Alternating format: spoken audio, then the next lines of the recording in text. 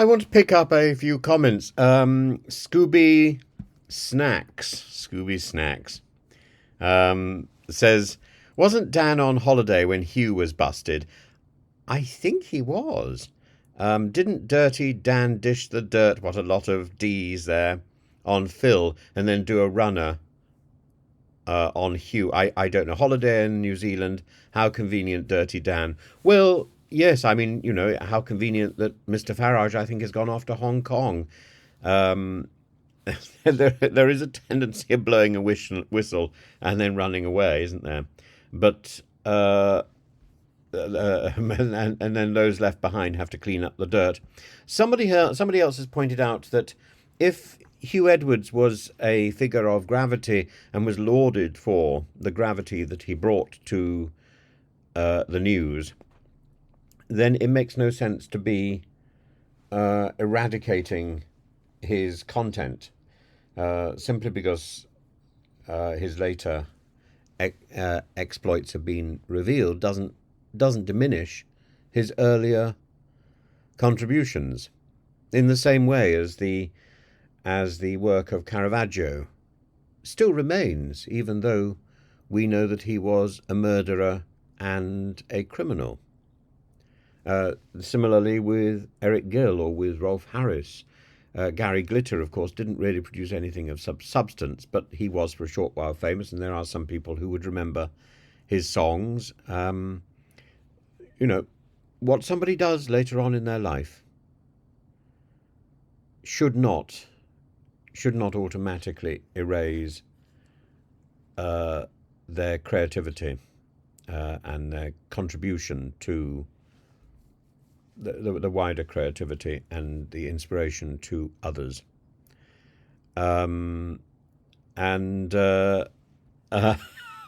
Raf D says, maybe Calvin. Is he a Calvinist?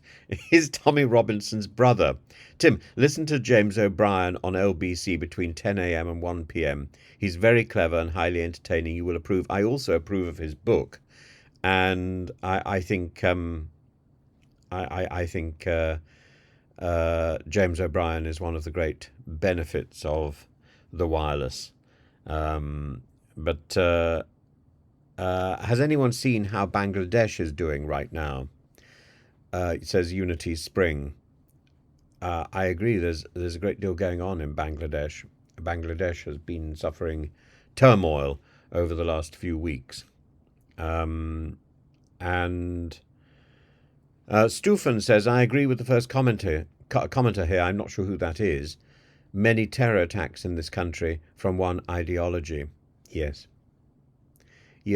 And a nod and a wink, and I have to be so careful with that word now that I've fallen into a vowel trap with that earlier. But it doesn't take much now to get the people on the street, the supporters of these of this foul movement.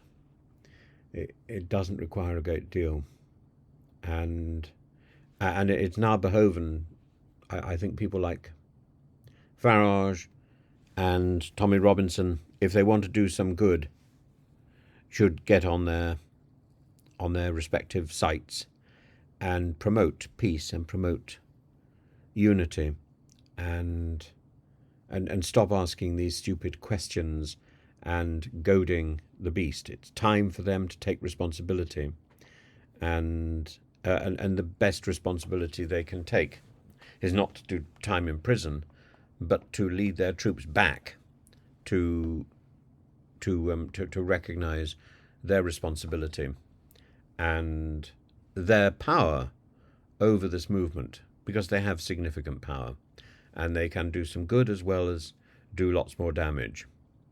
Bob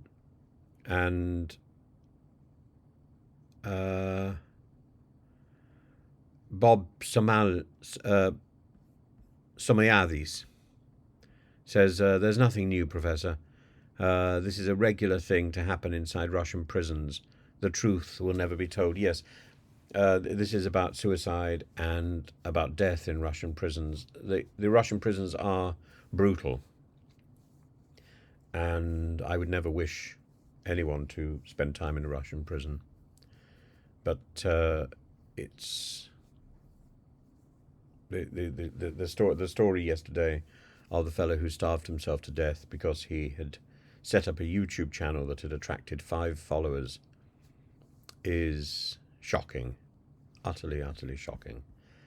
And this fellow was a pianist, was a creative individual, and like so many people in Russia, he was opposed to the war in Ukraine. Many people in Russia just keep their mouths shut. And incidentally, in the comments section, the Russian trolls say, "Oh, why do you hate Russia?" to me. I don't remotely hate Russia. I despise and I ridicule Putin and his cronies.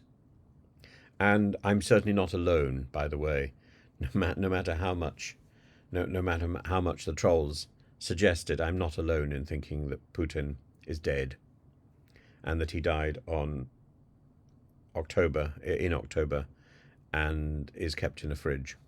I'm not alone. And there's good evidence for this story.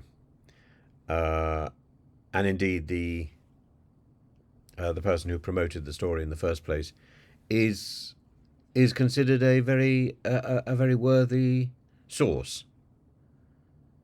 So I give as much credence to that as I give to the story in one of Putin's biographies that he is latently gay and that he would much more happily spend time with his dogs than he would with his former wife or whoever the girlfriend of choice is cited to be at the moment. These people are just beards, like King Ludwig of Bavaria, the mad King Ludwig of Bavaria. When Putin was alive, he would much more happily spend time drinking with his bodyguards and soldiers than he would carousing with his mistresses. The stories are well sourced.